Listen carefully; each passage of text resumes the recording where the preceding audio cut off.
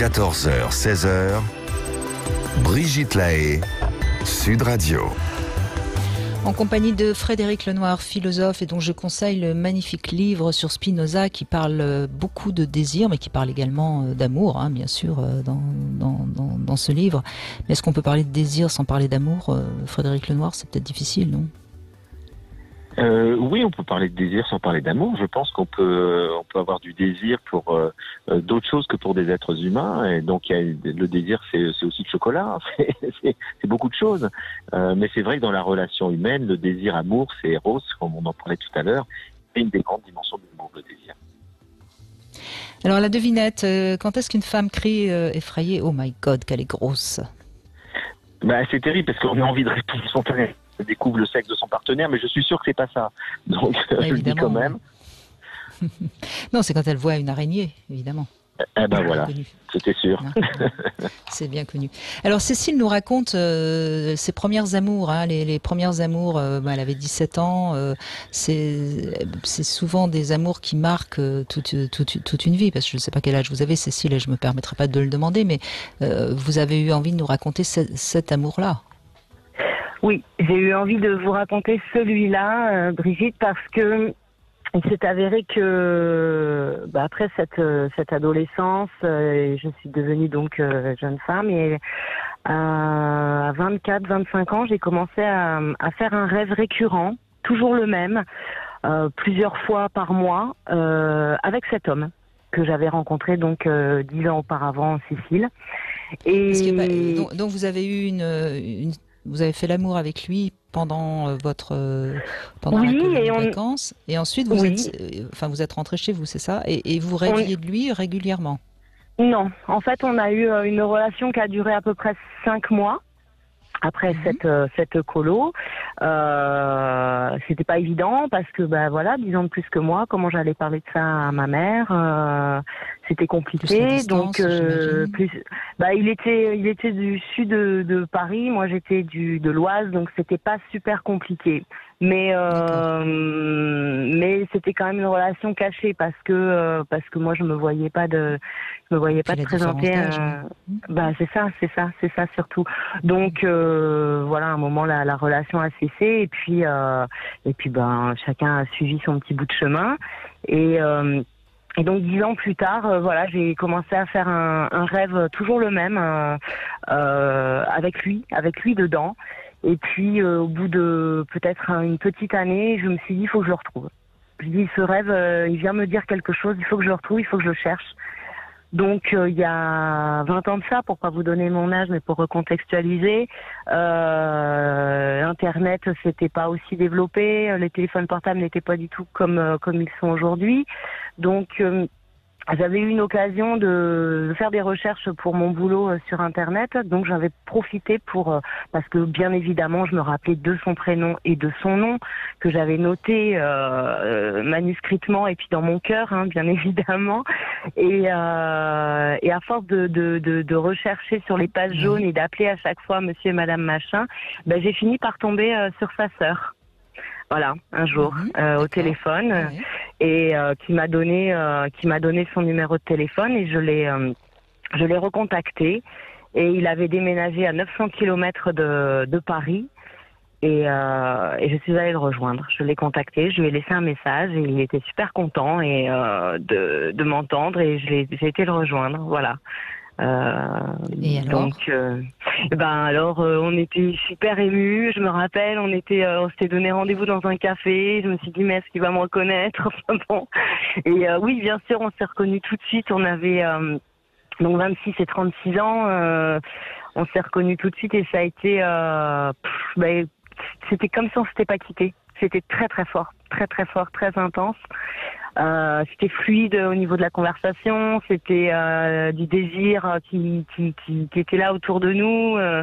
On était un peu replongé en arrière, quoi. Hein. C'était très fort, et on est reparti dans une relation très rapidement qui a duré à peu près 1 an. Voilà. Et puis au bout d'1 an, J'ai fait le bilan, on va dire, de pourquoi, qu'est-ce qui s'était passé. Et en fait, j'ai compris que je venais clore quelque chose dans mon histoire, et puis avec lui. Et aujourd'hui, je suis toujours dans la région où je l'ai retrouvé. Et j'ai rencontré le père de mes enfants, donc j'ai 3 enfants, et je pense que ce rêve, j'ai bien fait de le poursuivre. Voilà, je suis très heureuse aujourd'hui d'avoir suivi mon rêve. C'est-à-dire, vous êtes très heureuse d'avoir choisi je veux dire, le père de vos enfants, c'est pas cet homme, hein, j'ai bien compris. C'est pas lui, non, d'accord. C'est pas lui. Vous êtes heureuse d'avoir choisi cet homme avec qui vous avez fondé une famille, et au fond, vous avez cette histoire reste quelque chose de beau, mais vous n'avez pas eu envie de vous engager avec cet homme. Non, j'ai pas eu envie de m'engager avec cet homme parce qu'il y avait des...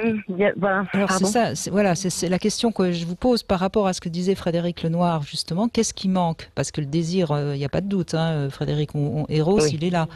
Et qu'est-ce qui manquait alors? Pas suffisamment d'entente? Qu'est-ce que vous diriez? Je pense que... Alors, il était prêt à s'engager. Il m'avait dit qu'il souhaitait avoir des enfants avec moi. Et moi, je me sentais pas du tout en phase pour m'engager avec lui. C'était, je sais pas comment vous expliquer. C'était peut-être le souvenir de cet amour d'adolescente qui était plus fort en fait que la réalité.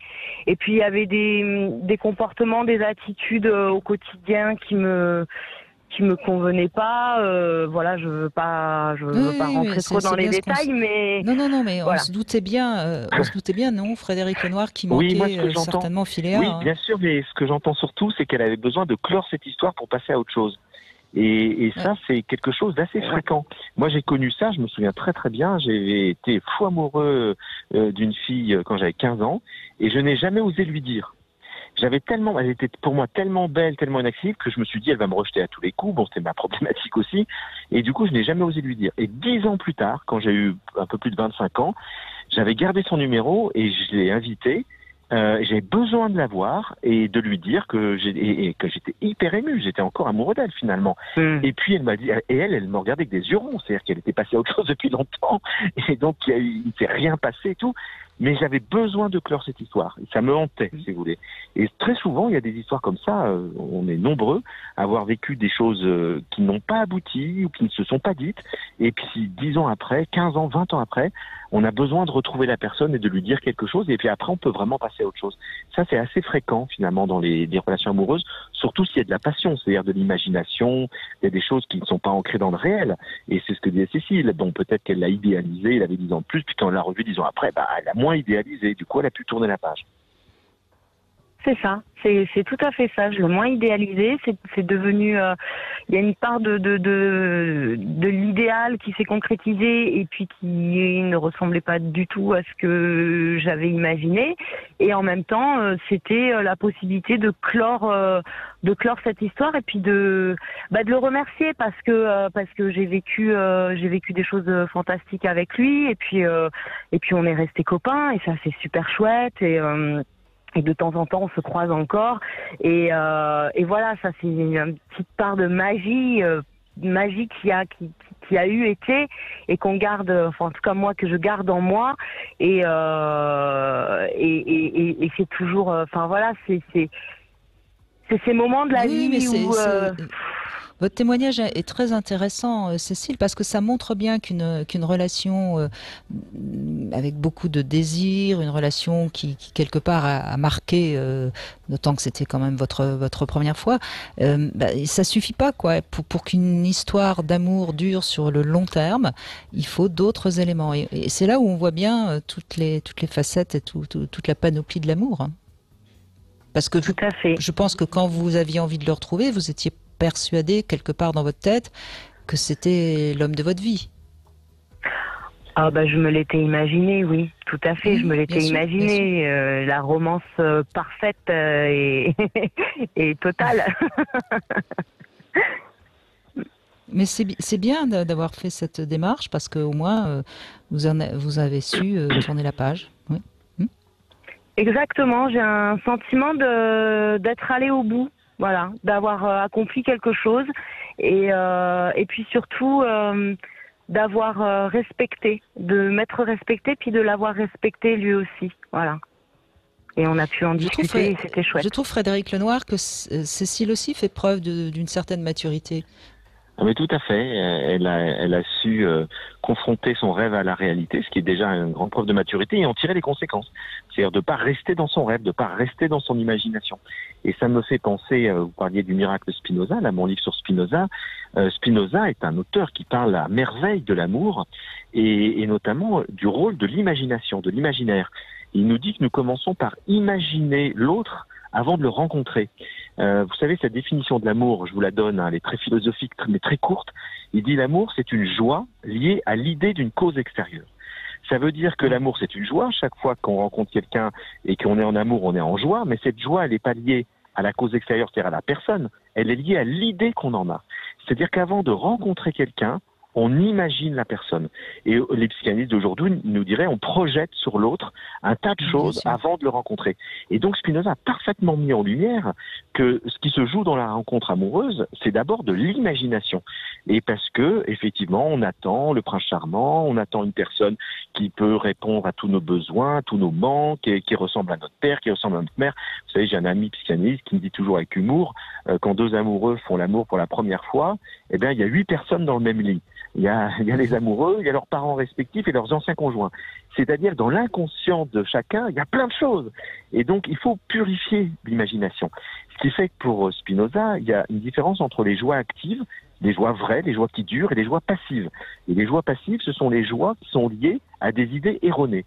Et donc, lorsqu'on a une idée fausse de quelqu'un, il nous dit cette joie, elle est passive, elle ne va pas durer lorsque la réalité va l'emporter sur l'imagination. Et lorsqu'on va découvrir l'autre et qu'il ne nous convient pas, qu'il n'est pas ce qu'on imaginait, que c'est pas le prince charmant, etc., il nous dit notre joie va se transformer en tristesse et l'amour peut se transformer en haine. Et il a tellement raison.